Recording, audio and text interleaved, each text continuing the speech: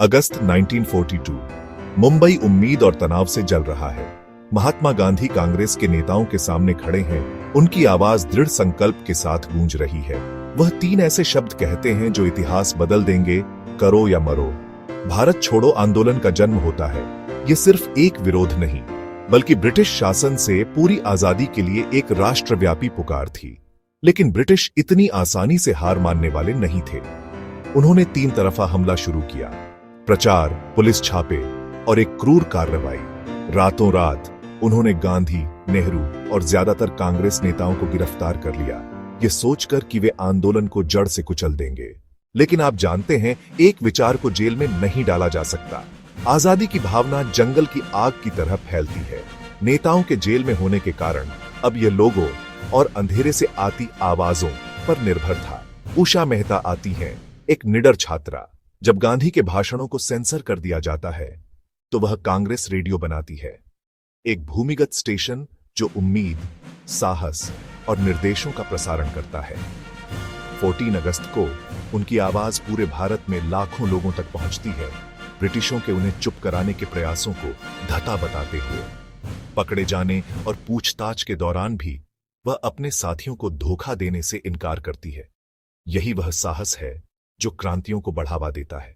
और जहां कुछ चुपचाप लड़ते हैं, वहीं कुछ मोर्चे पर दहाड़ते हैं। अरुणा आसफ अली, सुचेता कृपलानी, जयप्रकाश नारायण, वे रैलियां निकालते हैं, हड़तालें आयोजित करते हैं और यहां तक कि साहसिक जेल ब्रेक भी करते हैं।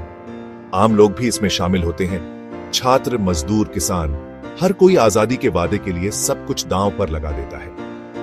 ब्रिटिश गोलियों और लाठियों से जवाब देते हैं, लेकिन आंदोलन और मजबूत होता जाता है। उसके नायक जाने अनजाने दोनों होते हैं, लेकिन हर कोई एकजुट नहीं है। मुस्लिम लीग एक अलग राष्ट्र की मांग करती है, हिंदू महासभा ब्रिटिशों का साथ देती है और सावरकर जैसे नेता खुले तौर पर आंदोलन का विरोध करते हैं। सुभाष चंद्र बोस इस बीच एक बिल्कुल अलग रास्ता अपनाते हैं।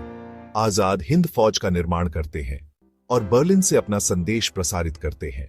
यह विभाजन और एकता भारत के भविष्य के लिए टकराते विचारों का एक क्षण था। फिर भी दुनिया देख रही है, जैसे जैसे दूसरा विश्व युद्ध रेजिंग, ब्रिटेन पर वैश्विक दबाव बढ़ता है। भारतीय लोगों की दृढ़ता, भूमिगत आवाजों और अंतर्राष्ट्रीय समर्थन से बढ़ी हुई अंततः ब्रिटिशों को पुनर्विचार करने पर मजबूर करती है। भारत छोड़ो आंदोलन ने तुरंत आजादी नहीं दिलाई, लेकिन इसने साम्राज्य को उसकी नींव तक हिला दिया। अंत में यह आम लोगों की शक्ति, उषा मेहता जैसे अनसुने नायकों का साहस और गांधी की कार्रवाई के लिए अथक पुकार थी, जिसने आजादी का मार्ग प्रशस्त किया। भारत छोड़ो आंदोलन मुझे याद दिलाता है कि जब लोगों की आवाज उठती है तो धरती पर कोई भी शक्ति उसे ज्यादा देर तक चुप नहीं करा सकती।